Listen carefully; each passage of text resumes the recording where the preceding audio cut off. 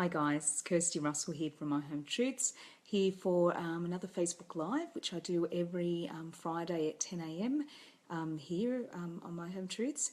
And on a Friday I do Wins of the Week, which is my way of finding the positives in life. Some weeks, like this week, it's harder than others. It's hard to find the positives, but I think it's really important that we all do it, whether we're carers or not, because we need to find positives in life, and we need to remind ourselves of the good that lies in everything. And even it's the most smallest, insignificant one, like the fact that my win today was actually putting my bin out. Last week, I forgot to put the bin out. It's the first time I've ever done it. Of course, it was the week it was overflowing. I had to ring up the council to come and get it back, on the line. So there was a car in front, so, it wasn't necessarily me, which really didn't sit well with me. But this week I remembered. So it's out. And of course, law of averages, this week the bin hasn't been collected yet. So every other week it doesn't get collected till mid-morning, and the one week I forget, it gets done earlier. So that's a win. So even something small like that, think about what you can be, grateful for and happy for. And particularly on weeks like this, where a lot of people have found it very, very challenging. With the American election, for instance, so Wednesday was a really bad day for me, and it wasn't just because of that. It was a day I had 2 appointments with Gilbert, and he struggled with both of them. One of them, that was over an hour and a half wait, and there was babies in the waiting room. We had to go outside and things like that. It was just a rough day. But underlying all of that was the fact that, such a momentous election result was forming. And I suppose for a lot of us, it's scary to know what this means. And it's easy to just jump to the negatives and go, okay, look, the world is doomed and everything else. And hey, let's go and see what we can emigrate to, etc. But we've also got to try in times like this, when it does seem that,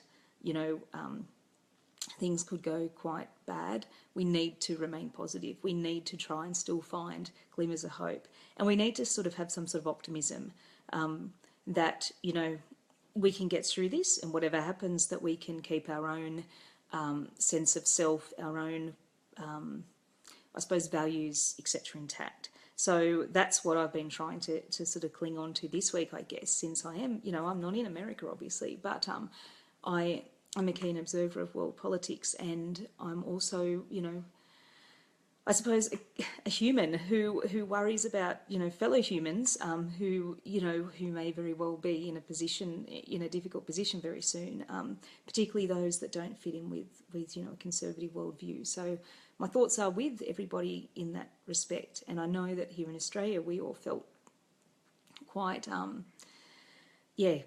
sad in some respects on Wednesday, which was when the results came here. We're ahead, obviously. But yeah, so I suppose it reiterates why we should be looking at the positives, and we should be trying to find those wins where we can.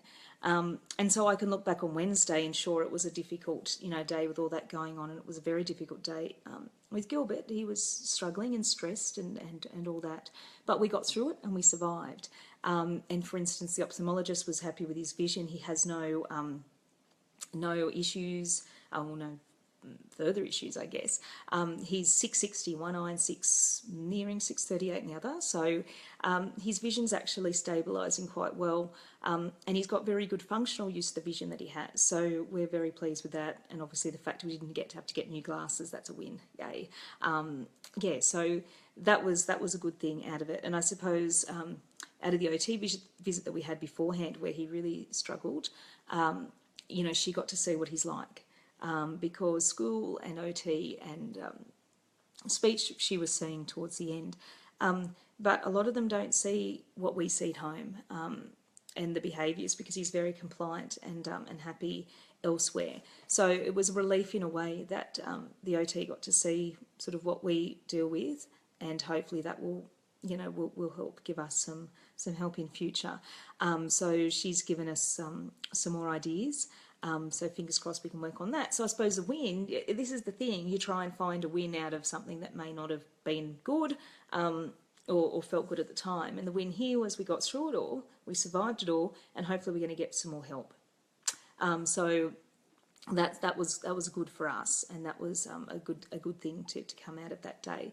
And then we got to see, he had his forced transition session yesterday with high school. Got to do woodworking this time, so I'm loving the fact that he's getting hands-on and enjoying some of the different things he'll get to do next year. And I got to see a representative from Aspect again, who has been coming along and just checking on him and making sure that we have everything in place for transition. And he's actually really happy to see how things are going, and he thinks that Gilbert is doing really, really well and that he's in a really good place. But even better, and this was fantastic for us, he told us that the school, he couldn't even really give too much, advice to the school, because the school, are doing everything they can at the moment, and he's really quite quietly confident that it is the best place for Gilbert and that he will do well there.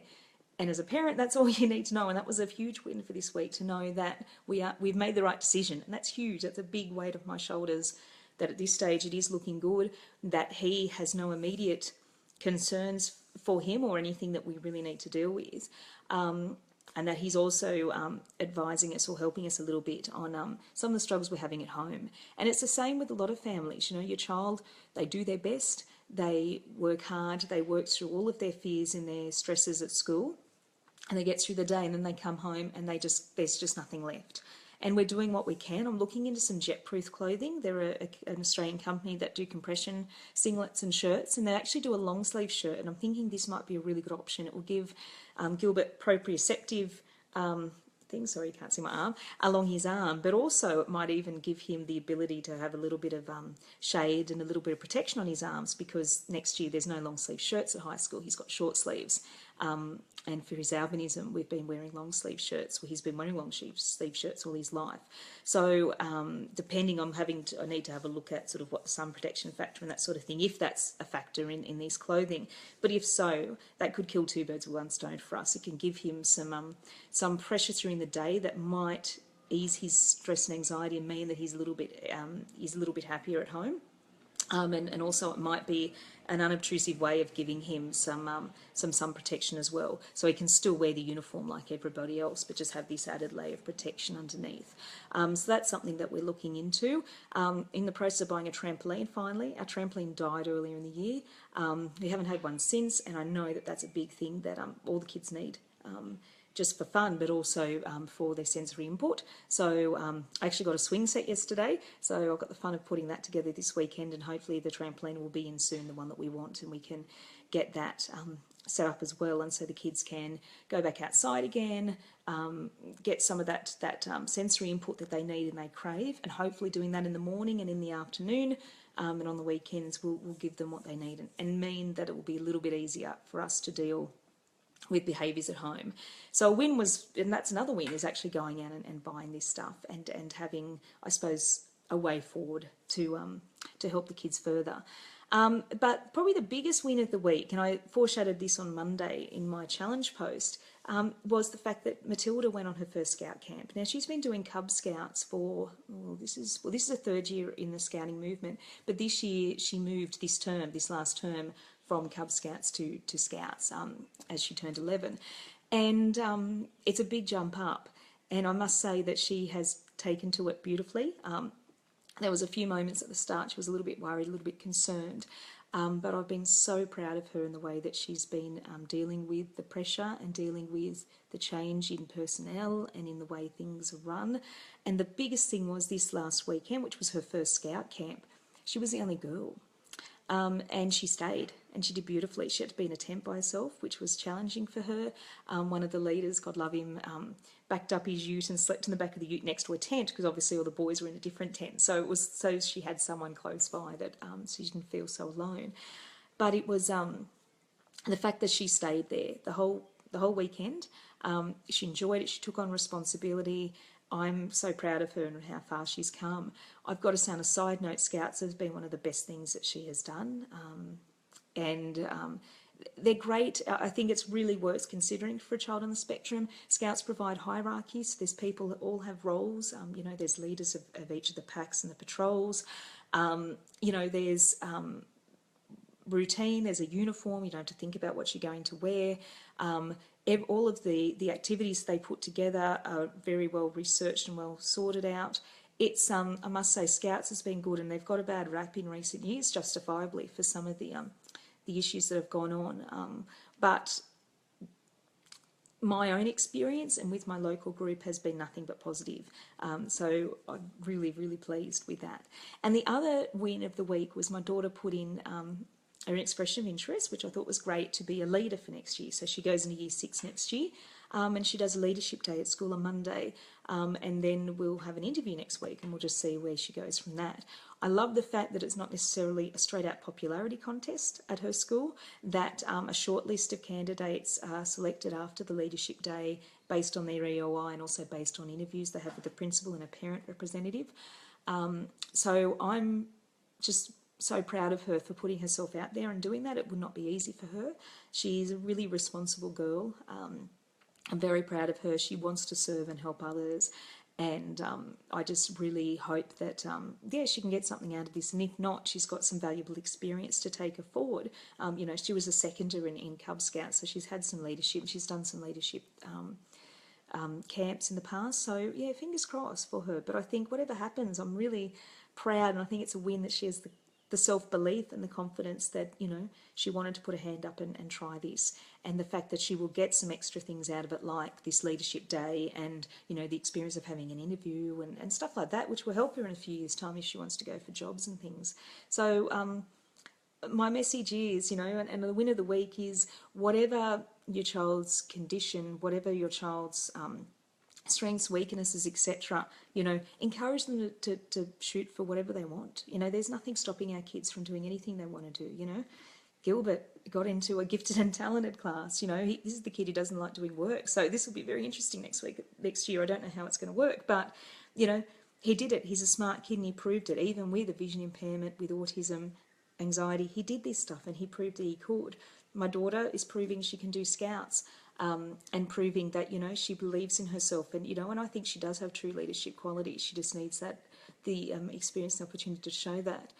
And I just think that it's just beautiful. So from a week where I looked back and I'm going, I was struggling for a while there to work out what my wins were, we've got some significant wins this week. And in some cases, it's all about having a look and turning around a situation, going, this wasn't so good, like as I said on Wednesday, but there's been some benefits and some positives that have come out of it, and concentrating on those and moving forward. Always move forward. Always look ahead, and look at where you're going and keep your eyes sort of on the goal that way. So they're my wins of the week. And as I said before, this is my chance to be positive. I wrote a post earlier in the week about ways to find time for yourself as a carer. And one of them is being positive. And I think it's really important in that context. So, try and, even if it is just one day a week, sit down, write a status post, write in a diary. Talk to someone, share how good life actually is for you and for your kids, and the things that you're proud of and that you're happy with. And it will start changing your attitude. It will start slowly, allowing you to take opportunities in places you never thought you would before, because that positivity is there and you can recognise it. So thank you again for joining me today. This will be up on YouTube later, so have a look there. And look forward to talking to you again on Monday when I look at the challenges. I pick a challenge to deal with every week. This week I talked about, making time as a carer. Not sure yet what I'm going to talk about on Monday, but I'm sure it will. I will find something. Meantime, have a great weekend and I'll talk to you then. See ya.